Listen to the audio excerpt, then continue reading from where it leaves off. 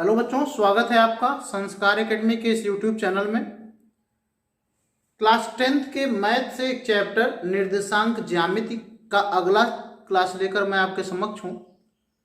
और आज के क्लास में हमको पढ़ना है एनसीईआरटी की बुक से एक्सरसाइज नंबर 7.2 के का क्वेश्चन नंबर 8 और इसके आगे के और सारे क्वेश्चन नंबर 7 तक सॉल्व हमने कल के क्लास में कर दिया था। आज के क्लास में उसके आगे बढ़ते हैं। तो क्वेश्चन नंबर 8 क्या है? मस्त सवाल है बेटा, इसको समझने का प्रयास करिएगा और काफी आपको इससे आपका जो माइंड है वो काफी उसमें इंप्रूवमेंट आएगा। क्वेश्चन क्या है? यदि ए और बी क्रमशः -2, -2 और 2, -4 हो तो P के निर्देशांक बताओ ताकि AB बराबर 3/7 AB हो सके, AP बराबर 3/7 AB हो सके और P रेखाखंड पर स्थित हो। मैं पहले सवाल को समझाता हूं। देखिए यहां पर दो बिंदु हैं इस तरीके से, एक बिंदु यहां है और एक बिंदु यहां है। इस बिंदु का निर्देशांक है -2, -2 और इस बिंदु का निर्देशांक है 2, -4। ठीक बात। इस बिंदु का निर्देशांक कितना है? -2, -2। इस बिंदु का निर्देशांक कितना है? 2, -4। इसको मिला देते हैं इस तरीके से। अब हमारा रेखाखंड बन गया। ठीक है। अब इसी पर एक बिंदु स्थित है P और इसका निर्देशांक नहीं दिया हुआ है। P का निर्देशांक नहीं दिया हुआ है। कहता है P इस प्रकार स्थित है कि जो AP है ना, यानी यहां पर A है यहां पर B है, जो AP है वो AB का 3/7 है। समझने का प्रयास करिएगा क्वेश्चन को। जो ये AP है बेटा, ये पूरे AB का 3/7 है। पूरा AB जितना है उसका 3/7 हिस्सा ये है। पहले क्या हुआ करता था? पहले बेटा इसको हमको पूर्ण संख्या में दिया रहता था, 3 है 4 है, तो हम समझ जाते थे उधर क्या होगा। लेकिन इस बार क्या किया है? इस बार ये कह रहा है कि जो AP है ना वो पूरे रेखाखंड का बेटा 3/7 है। ठीक है। तो क्या दिया हुआ उसके लिखते हैं, लिखेंगे यहां से लिखते हैं। चूंकि AP बराबर क्या कहता है? पूरे का 3/7। तो AP बराबर क्या है? 3/7 AB। ये तो दिया है कि पूरे का 3/7 है। अब AP कैसे निकलेगा? AP कैसे हम निकाल सकते हैं? हम लोग निकाल सकते हैं AB - PB। AP के जगह पे हम क्या लिख सकते हैं? पूरा AB - PB। अरे भाई AB में से PB घटाओगे तो AP आ जाएगा ना। तो चलिए वही करते हैं। AP के जगह पे हम लिख देंगे AB माइनस ये PB, इसको घटा दो तो AB - PB हो गया बराबर 3/7 AB। अब क्या करें? यहां पर माइनस का PB बराबर 3/7 AB माइनस का AB। ये प्लस AB उधर गया तो क्या हो गया? माइनस का AB हो गया। अब बटा 1 कर देते हैं बेटा। तो माइनस का PB बराबर यहां पर हो जाएगा 3AB, ये 7 का गुणा होगा तो माइनस का 7AB और बटा का 7। ठीक। अब यहां पर गुणा कर दो ऐसे ऐसे तो हो जाएगा माइनस का 7PB बराबर 3AB में से 7AB घटेगा बेटा तो हो जाएगा माइनस का 4AB। समझ में आ रही है बात? अब यहां माइनस से माइनस कैंसिल हो गया तो यहां पर अगर हम AB को इधर लाए बेटा तो हो जाएगा PB बटा AB। PB बटा AB बराबर कितना हो जाएगा? 4:7। समझने का प्रयास करिए। AB को हमने इधर लाया और 7 को उधर भेजा तो PB बटा AB बराबर क्या मिल गया? 4/7 मिल गया। यानी ये क्या बताता है? AB पूरा 7 है। ये क्या बताता है? AB पूरा यहां से लेकर यहां तक 7 है और उसमें से जो PB है वो 4 है। ये 4 है। इससे हमको क्या मिल गया बेटा कि जो ए बी है वो पूरा 7 हिस्सा है, उसमें से 4 हिस्सा पी बी है।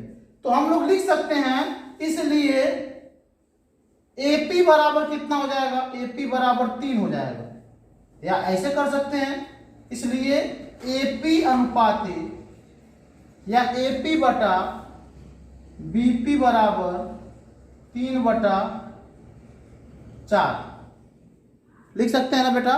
कैसे, फिर से एक बार समझाते हैं। हमको दिया क्या है, AP बराबर 3/7 AP बराबर पूरे AB का 3/7। तो हमने AP की जगह पर क्या लिख दिया, AP की जगह पे हम लिख सकते हैं कि AB में से PB को घटाने पर AP मिलता है, तो हम AB माइनस PB लिख दिए। अब यहाँ AB को उधर ट्रांसफर कर दिया, कैलकुलेशन पूरा कर दिया। कैलकुलेशन तो मुझे समझाना नहीं है। जब मैंने कैलकुलेशन कर दिया तो आ गया 7AB बराबर 7PB बराबर 4AB। अब हम AB को इधर ट्रांसफर कर दिए, 7 को उधर ट्रांसफर कर दिए, तो मिल गया PB बटा AB बराबर 4/7। PB बटा AB बराबर 4/7। अब अगर सोचते होंगे कि ये कैसे आ गया, तो ये आ सकता है बेटा, बड़े आसानी से आ सकता है। AB का वैल्यू 7 हो गया ना, AB का मान 7 हो गया, PB बराबर 4 हो गया, तो ये कितना बचेगा, 3 ही तो बचेगा भाई। पूरा 7 है, PB 4 है, AP कितना होगा, 3 होगा। तो इसीलिए हमने डायरेक्टली लिख दिया, इसलिए AP बटा PB, या BP लिखो या PB लिखो, PB लिख देते हैं। AP बटा PB बराबर ये 3/4, यानी 3:4 हो गया। अब हमको क्या मिल गया, M1 और M2 का मान मिल गया। ये M1 का मान हो गया, ये M2 का मान हो गया, हमको मिल गया। अब हम क्या करेंगे बेटा, यहां पर हम इसके निर्देशांक मान लेंगे। P का निर्देशांक बताना है ना, तो लिखेंगे माना P का निर्देशांक बराबर x, y। अब मान लेते हैं P का निर्देशांक कितना है, x, y है। इसका निर्देशांक x, y है।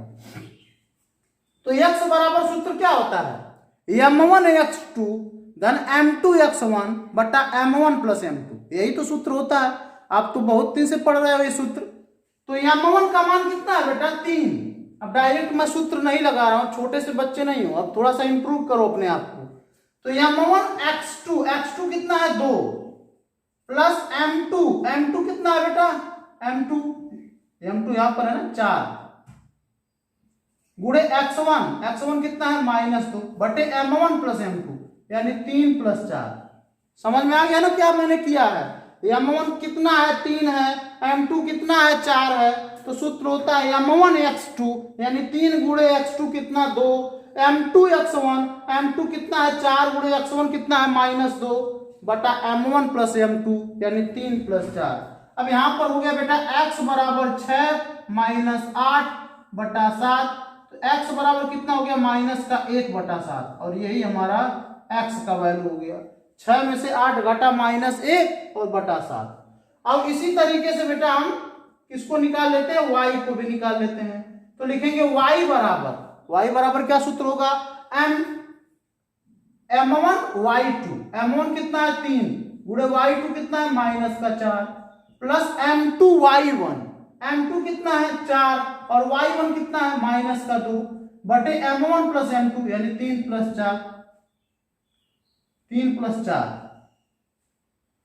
अब यहां पे हो गया y -12 और यहां पे -8/7, तो y आ गया -20/7। तो x और y यानी p के निर्देशांक कितने हो जाएंगे बेटा, तो p का निर्देशांक हो जाएगा -20/7 और यहाँ पर -2 रहेगा, घटाना गलत हुआ, -2/7 और -20/7, यही आपका उत्तर हो जाएगा। x और y का मान हो जाएगा, p का निर्देशांक हो जाएगा। ठीक बात बेटा। तो उम्मीद करते हैं क्वेश्चन आपको समझ में आया होगा, इसको नोट कर लीजिए। अब हमारे सामने क्वेश्चन नंबर 2 है। बिंदुओं A और B को जोड़ने वाले रेखाखंड AB को 4 बराबर भागों में विभाजित करने वाले बिंदुओं के निर्देशांक बताओ। देखिए बेटा यहां पर एक बिंदु है A और इसका निर्देशांक है -2, और दूसरा बिंदु यहां पर है B और इसका निर्देशांक है 2, 8। इसको मिलाने वाला एक रेखाखंड है और इस रेखाखंड पर कुछ ऐसे बिंदु हैं जो इस पूरे रेखाखंड को 4 बराबर भागों में बांटते हैं। तो 4 बराबर भागों में बांटने के लिए कितने बिंदुओं की आवश्यकता होगी? सबसे पहले तो ये सोचना होगा हमको। तो देखिए, अगर हम एक बिंदु यहां ले लेते हैं और एक बिंदु यहां ले लेते हैं और एक बिंदु यहां, 3 बिंदु अगर लेंगे तो 4 भागों में बंट जाएगा। देखिए, ये एक भाग हो गया, ये दूसरा, ये तीसरा और चौथा, यानी 4 भागों में बांटने के लिए हमको 3 बिंदुओं की आवश्यकता है। तो हमने 3 बिंदु ले लिया। इन बिंदुओं के नाम भी लिख देते हैं। इसका नाम सी हो गया, इसका नाम डी हो गया, इसका नाम ई हो गया। और ये ऐसे बिंदु हैं जो सब बराबर बराबर भागों में रेखाखंड को बांट रहे हैं, यानी जितना ये है उतना ही ये भी है, उतना ही ये भी है, उतना ही ये भी है। तो इसको कई तरीके से लगाया जा सकता है। सबसे आसान तरीका मैं बता रहा हूं। आप जानते हो कि अगर ये बराबर बराबर बराबर बराबर भागों में है तो ये जो डी बिंदु होगा ना, ये इस दोनों रेखाखंड का आधे पर होगा। भाई ये भी बराबर, ये भी बराबर, ये भी बराबर, ये भी बराबर, तो ये आधा आधा हो गया। भाई डी आधे पर, आधा इधर हो गया, आधा उधर हो गया। अरे कुल मिलाकर कह सकते हैं जब 4 हिस्सा है बराबर बराबर तो 2 हिस्सा इधर हो गया, 2 हिस्सा इधर हो गया, यानी डी क्या है? ए बी का मध्य बिंदु होगा। तो लिखेंगे चूंकि रेखाखंड ए बी पर क्या है? AC बराबर CD बराबर DE बराबर BE, सब बराबर है। AC बराबर CD बराबर DE बराबर BE, सब बराबर है। इसलिए DAB का मध्य बिंदु होगा। जो बातें आप जानते हो उसको लिखने से कभी नहीं डरना चाहिए। ऐसा नहीं कि कैसे लिखा जाता है, ये सब जो भी आपके दिमाग में आए, जो आपने समझा उसी को बस लिख दो। और हमको मालूम है AC बराबर CD बराबर DE बराबर EB है, तो हमने लिख दिया। लिखने में क्या, कौन सा डर है? कभी भी डरिए मत, फिर काम सब आसान हो जाएगा। अब DAB का मध्य बिंदु होगा तो हमने लिख दिया, इसलिए DAB का मध्य बिंदु होगा। इसलिए D का निर्देशांक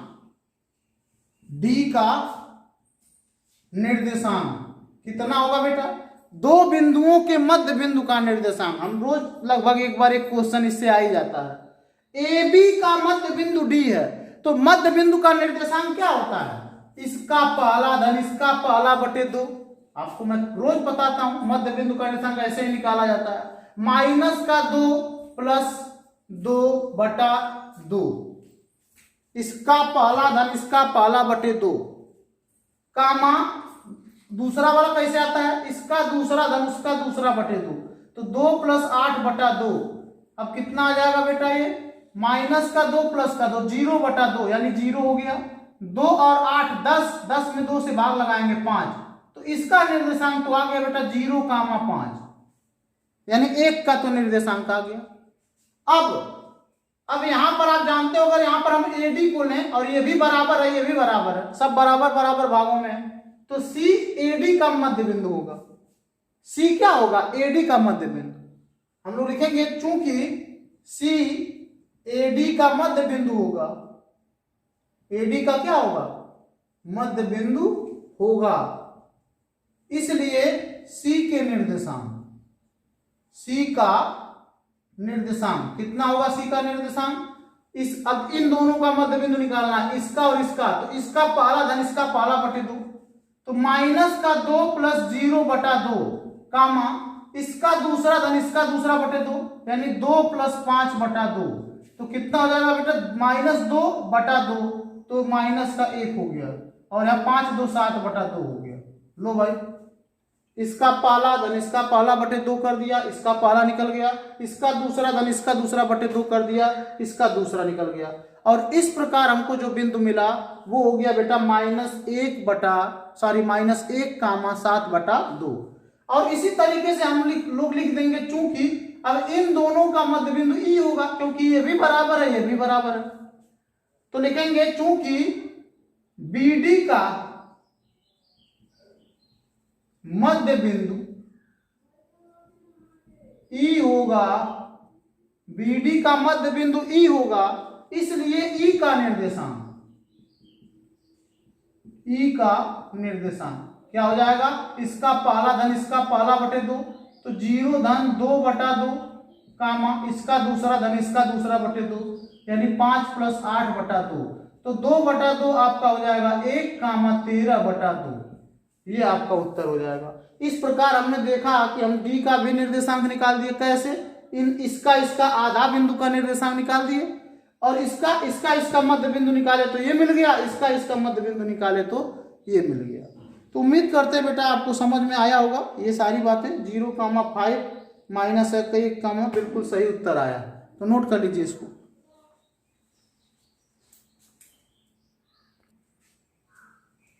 देखिए क्वेश्चन नंबर 10 है, एक समचतुर्भुज का क्षेत्रफल ज्ञात कीजिए जिसके शीर्ष इसी क्रम में 3,0, 4,5, -1,4 और -2,1 है।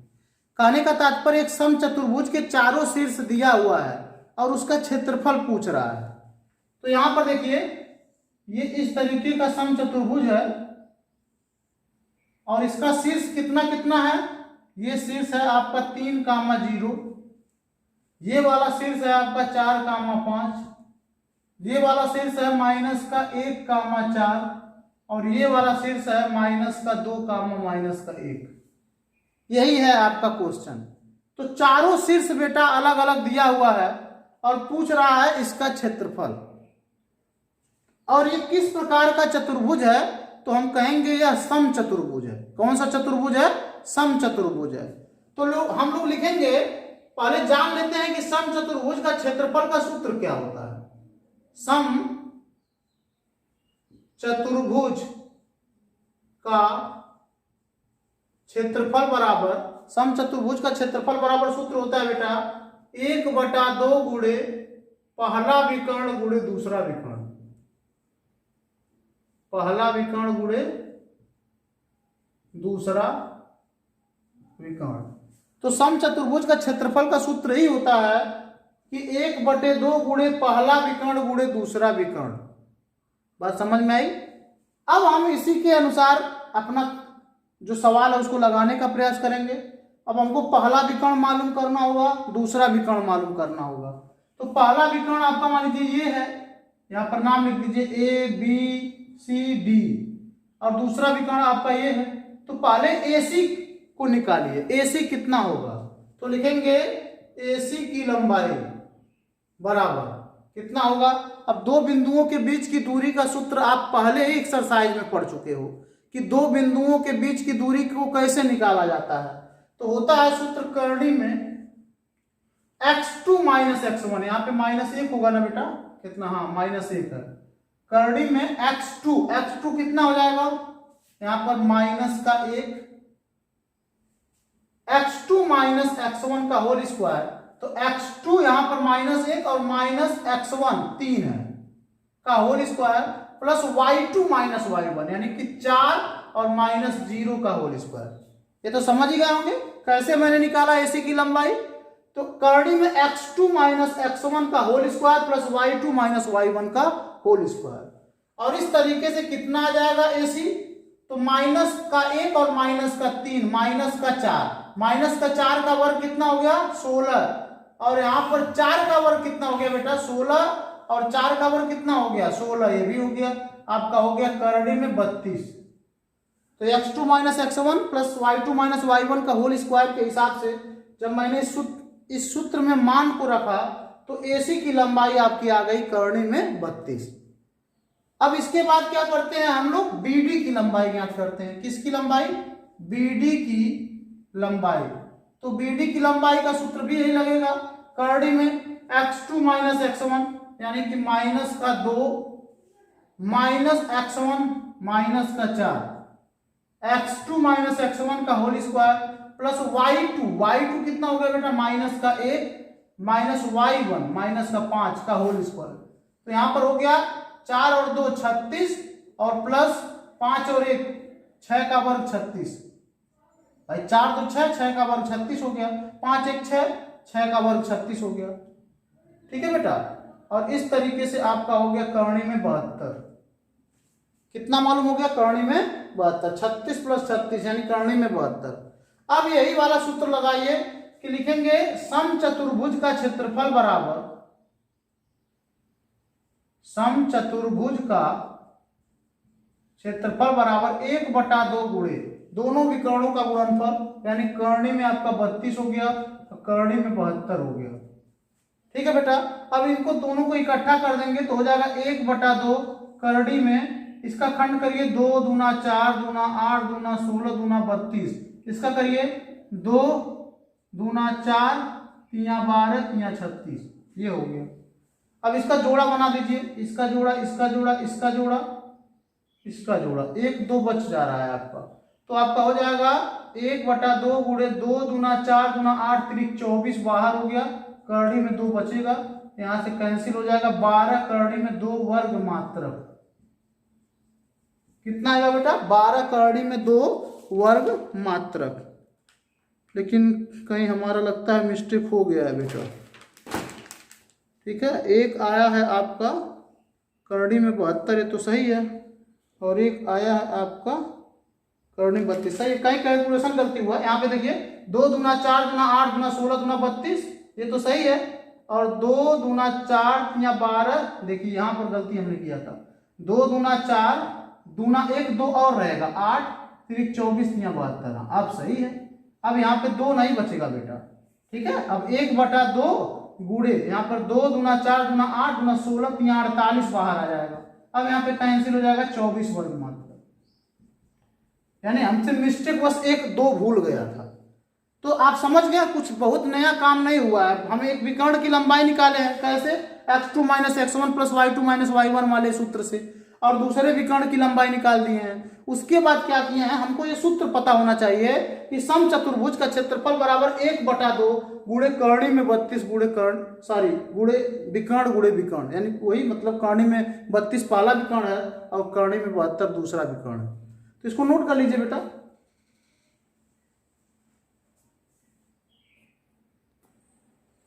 हाँ देखिए बेटा, क्वेश्चन क्या है? क्वेश्चन नंबर 11 है, सिद्ध करो कि -3, 2 -5, -5 2, -3 4, 4 एक समचतुर्भुज के शीर्ष हैं। यानी कि हमको यहां पर हम अगर एक चतुर्भुज बनाए इस तरीके से, और यहां पर इसके निर्देशांक लिख दें A B C D, और इसके निर्देशांक लिख दें -3, 2, दूसरे वाले का -5, -5, तीसरे वाले का 2, -3, चौथे वाले का 4, 4। तो कहता है सिद्ध कर दो यही कि ये जो चतुर्भुज दिखाई दे रहा है यह एक समचतुर्भुज है। यही हमको सिद्ध करके दिखाना है बेटा। तो आइए सिद्ध करते हैं। सबसे पहले हम क्या करेंगे, हम AB BC CD और AD की लंबाई ज्ञात करेंगे। कैसे हम सिद्ध करेंगे कि यह समचतुर्भुज है? समचतुर्भुज नहीं, हाँ समचतुर्भुज ही है। तो समचतुर्भुज के लिए देखिए बेटा, कैसे पता चलता है समचतुर्भुज है? समचतुर्भुज की चारों भुजाएं बराबर होती हैं। नंबर 1 याद कर लीजिए आज अपने दिमाग में कि समचतुर्भुज की चारों भुजाएं बराबर होती हैं, नंबर 1। और नंबर 2 ये है कि इसका जो विकर्ण होता है ये बराबर नहीं होता है, यानी ये एक दूसरे के बराबर नहीं होता है। क्या आपने सुन लिया? समचतुर्भुज की चारों भुजाएं बराबर होती हैं और विकर्ण आपस में बराबर नहीं होते हैं।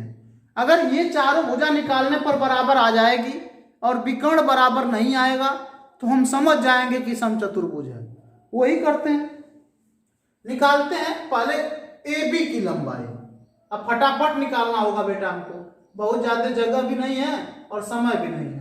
AB की लंबाई बराबर करणी में कैसे निकालते हो? 2 बिंदुओं के बीच की दूरी, x2 - x1, यानी कि -5 माइनस और माइनस मिलकर प्लस हो जाएगा, तो -5 और +3 का होल स्क्वायर प्लस y2 कितना बेटा? -5 माइनस y1 यानी कि -2 का होल स्क्वायर, तो कितना हो जाएगा? -5 और +3, -5 और +3 यानी कि माइनस का 2, और माइनस का 2 का वर्ग कितना हो जाएगा बेटा 4, और प्लस -5 -2, तो -5 -2 -7 हो गया। ठीक है, -7 का वर्ग 49, यानी कितना हो गया करड़ी में 53। कितना हो गया बेटा करड़ी में 53। अब BC को निकालो ऐसे ही, BC की लंबाई बराबर करड़ी में x2 - x1 का होल स्क्वायर, यानी कि 2 माइनस और माइनस मिलकर 5 हो जाएगा होल स्क्वायर, प्लस y2 कितना बेटा -3, और माइनस मिलकर +5 हो जाएगा का होल स्क्वायर हो गया। तो 2 और 5 7 का वर्ग कितना हो जाएगा आपका 49 हो गया, और -3 + 5 यानी कि +3 हो जाएगा, सॉरी +2 हो जाएगा, +2 का वर्ग 4, यानी ये भी कितना हो गया करड़ी में 53। फिर उसके बाद हम लोग CD को निकालते हैं। CD की लंबाई कितना हो जाएगा करड़ी में x2 - x1 का होल स्क्वायर, यानी 4 - 2 का होल स्क्वायर, तो 4 - 2 का होल स्क्वायर, प्लस y2 4, और -y1 माइनस प्लस 3 का होल स्क्वायर, यानी कि यहां पर हो गया 4 + 49, कितना हो गया बेटा करड़ी में 53। ये भी करड़ी में 53 हो गया। उसके बाद AD की लंबाई निकाल दो, AD, तो AD की लंबाई कितना हो जाएगा करड़ी में x2 - x1, यानी 4 - 3, तो 4 और माइनस मिलके आपका +3 हो गया का whole square, plus y2 - y1, यानी कि 4 - 2 का होल स्क्वायर, तो यहां हो जाएगा बेटा 4 3 7 का वर्ग 49, 4 में से 2 घटा 2 का वर्ग 4, यानी हो गया आपका करड़ी में 53। तो आप क्या देख पा रहे हो कि सभी भुजाएं बराबर हैं। एक चीज तो हमको मिल गया। दूसरा, अब विकर्ण को भी निकाल दो, तो लिखेंगे AC, विकर्ण क्या है AC की लंबाई कितना हो जाएगा AC की लंबाई, यहां पर फिर वही काम करेंगे, x2 - x1, यानी कि 2 माइनस और माइनस मिलके प्लस हो जाएगा 3 का होल स्क्वायर, x2 - x1 हो गया, प्लस y2 - y1, यानी -3 और -y1 यानी 2, इसका वर्ग, तो कितना हो जाएगा बेटा 3 2 5 का वर्ग 25, और 3 2 -5 का वर्ग भी 25 ही होगा, आपका हो गया करड़ी में 50। अब इस वाले विकर्ण की लंबाई भी ज्ञात कर लीजिए, यानी BD की लंबाई, BD की लंबाई कितना हो जाएगा करड़ी में x2 - x1, यानी 4 माइनस और माइनस मिलके 5, तो यहाँ whole square, plus y2 - y1, यानी कि 4 माइनस मिलके 5 का होल स्क्वायर, यानी 5 4 9 का स्क्वायर 81, और 5 4 9 का स्क्वायर, फिर से एक बार x2 - x1, यानी 4 और माइनस मिलके हो गया प्लस 4 + 5 का होल स्क्वायर, और 4 एक ही कितना दोनों है बेटा, तो यहाँ पर हो जाएगा ये भी 81 हो जाएगा, तो 81 80 80 160 और 162 हो जाएगा। तो आप क्या देख रहे हैं, हम लोग लिखेंगे क्या लिखेंगे, लिखेंगे चूंकि AB बराबर BC बराबर CA, सॉरी AB बराबर BC बराबर CD बराबर AD, ठीक है, और